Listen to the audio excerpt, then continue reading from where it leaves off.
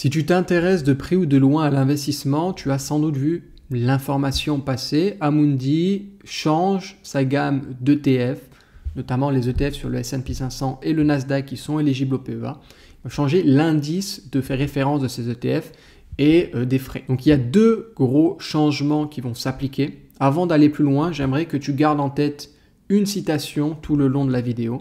Cette citation est la suivante. Les décisions faciles créent des temps difficiles.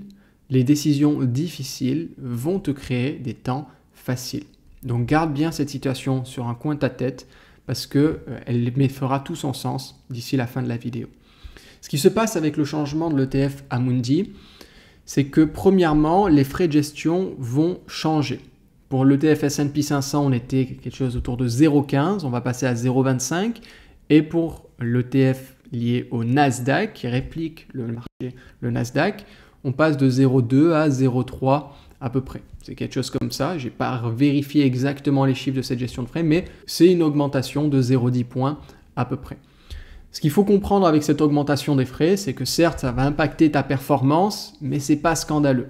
Quand on est avec des frais à 0,1, 0,2, en dessous de 0,5, ça reste largement convenable pour un ETF, surtout dans le cas d'un PEA. Les problèmes viennent ailleurs et pour moi sont bien plus graves que les frais, sont bien plus graves que tout ce qui peut être lié aux ETF. J'en ai parlé déjà dans d'autres vidéos qui sont présentes sur ma chaîne que je t'invite à les regarder parce que c'était déjà les problèmes présents et ce qui se passe est uniquement la preuve et l'application réelle de toutes les inquiétudes que j'ai pu avoir face aux ETF.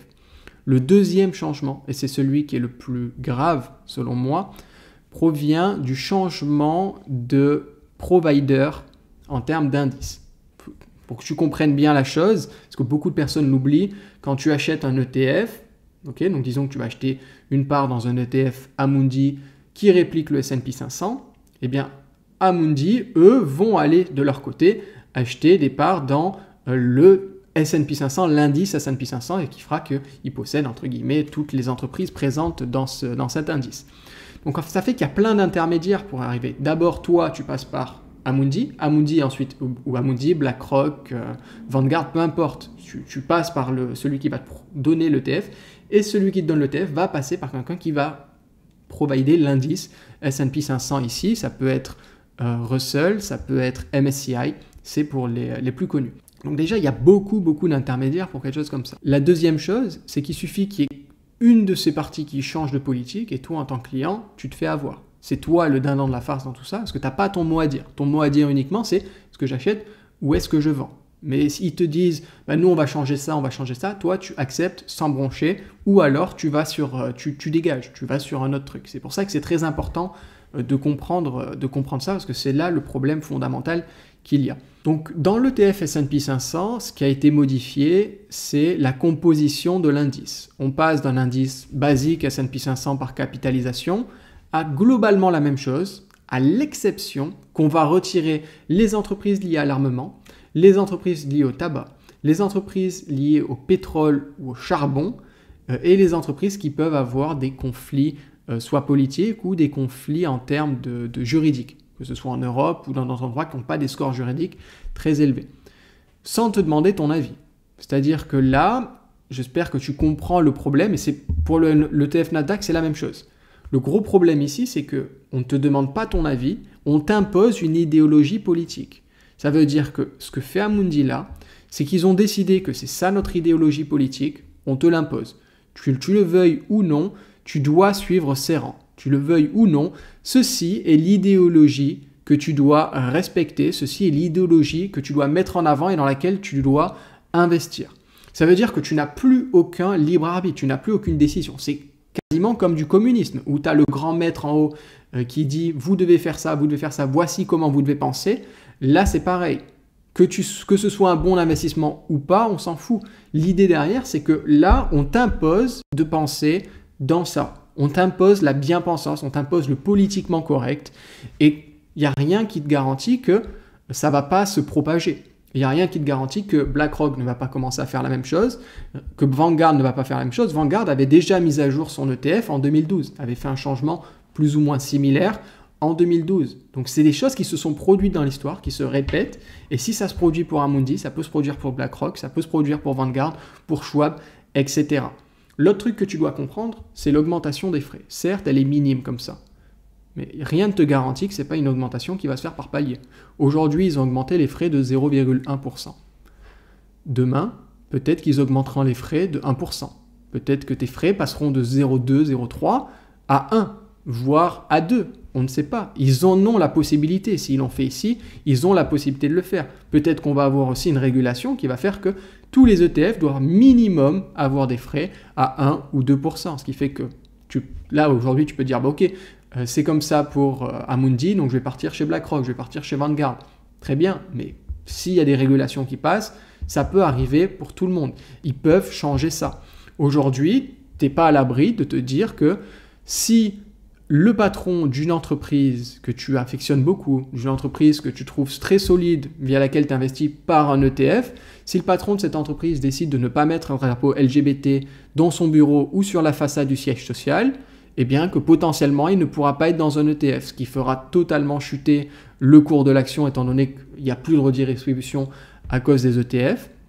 Et ce qui en plus de ça n'a absolument aucun sens financier. Je veux dire, il n'y a aucune raison financière logique de faire des choses comme ça. Donc ce qui est en train de se passer, c'est bien plus grave que juste un changement de frais. Si aujourd'hui, tu n'es pas vraiment un investisseur ambitieux, que tu t'en fous de savoir sélectionner des actions, que tu t'en fous même de savoir bien investir et même de savoir dans quoi tu mets ton argent. Parce qu'aujourd'hui, il faut être clair et net, 90% des gens qui achètent des ETF ne comprennent pas ce qu'ils achètent, ne comprennent pas ce qui se passe derrière. Ils achètent juste ça parce qu'ils ont vu une formation à 1500 balles qui leur a été vendue sur Internet ou ils ont vu une vidéo d'un mec sur YouTube leur dire achète un ETF, ne te fais pas chier, de toute façon, tu es trop teubé pour pouvoir battre le marché, tu es trop bête pour faire ton propre choix en sélectionnant des actions, donc achète un ETF, n'essaie pas d'être intelligent. Sur le papier, c'est très bien. Sur le papier, c'est très bien. Le problème, c'est que ça pousse de 1 à l'inactivité. Ça te pousse à ne pas apprendre à savoir investir. Ça te pousse à ne pas apprendre à gérer correctement un portefeuille boursier, à analyser des entreprises pour y investir. Je ne te dis pas que en apprenant à analyser des entreprises pour y investir, tu vas battre le marché. C'est bien plus compliqué que ça en a l'air. Ce que je te dis par contre, c'est que quand tu sélectionnes tes actions, tu achètes des droits de propriété, ce qui est un droit fondamental quand on est dans du capitalisme, quand on est humain, avoir un titre de propriété. Ce titre de propriété, que tu possèdes une action qui coûte 10 balles ou 100 000 actions pour l'équivalent de 10 milliards d'euros, tu t'assois à la même table que les autres actionnaires. Elle te donne le droit de t'asseoir à la même table que les autres actionnaires, d'être mis sur un pied d'égalité. Certes, tes décisions valent rien, dans la mesure où tu as mis 10 balles, ça ne va pas valoir grand-chose. Mais au moins, tu es invité au meeting, tu es invité comme les autres. Alors, ce n'est pas quelque chose qui semble très utile, dit comme ça, mais ça ancre vraiment dans ta mentalité le fait d'être propriétaire de ces actifs.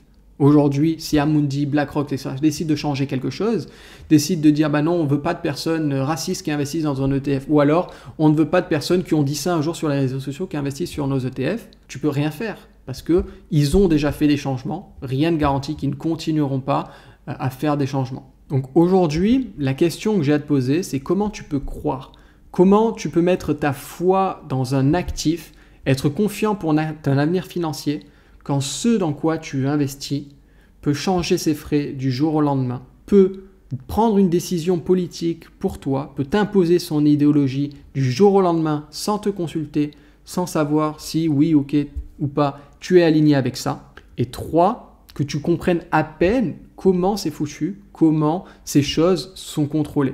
Alors j'espère que ce qui est en train de se passer avec les ETF Amundi, ça te permet d'ouvrir les yeux sur les ETF, sur ce que c'est réellement. Si tu es toujours pro-ETF à fond là-dedans, je respecte ça. C'est pas mon idéologie, c'est pas ma façon de voir l'investissement, mais tu es libre de tes choix. On est dans une démocratie. Si c'est ce que tu aimes, tu es libre.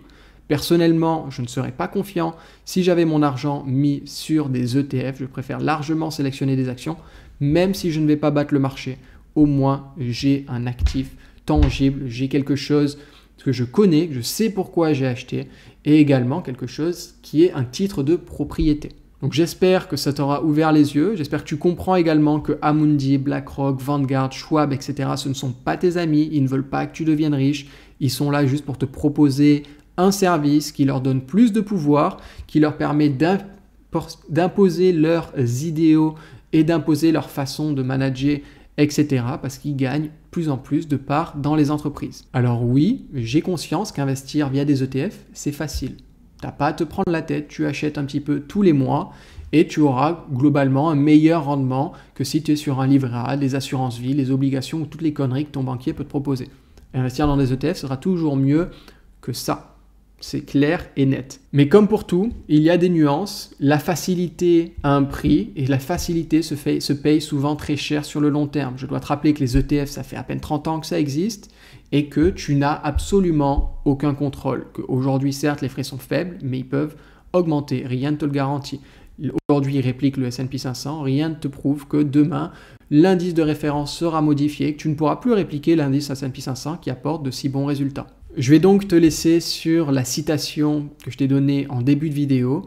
Les choix faciles apportent des temps difficiles, les choix difficiles apportent des temps faciles. Je te laisse y méditer dessus, j'espère que cette vidéo te permet d'y voir plus clair, que tu comprends un peu mieux ce qu'il se passe au sein des ETF. Si tu désires aller plus loin en investissement en bourse et apprendre à devenir un vrai investisseur, analyser des entreprises, etc., je t'ai préparé une liste de 50 entreprises qui reversent un dividende. Tu recevras également des formations offertes à la suite de ça. Donc le lien est dans la description. Sur ce, je te souhaite une agréable journée. Ciao, ciao.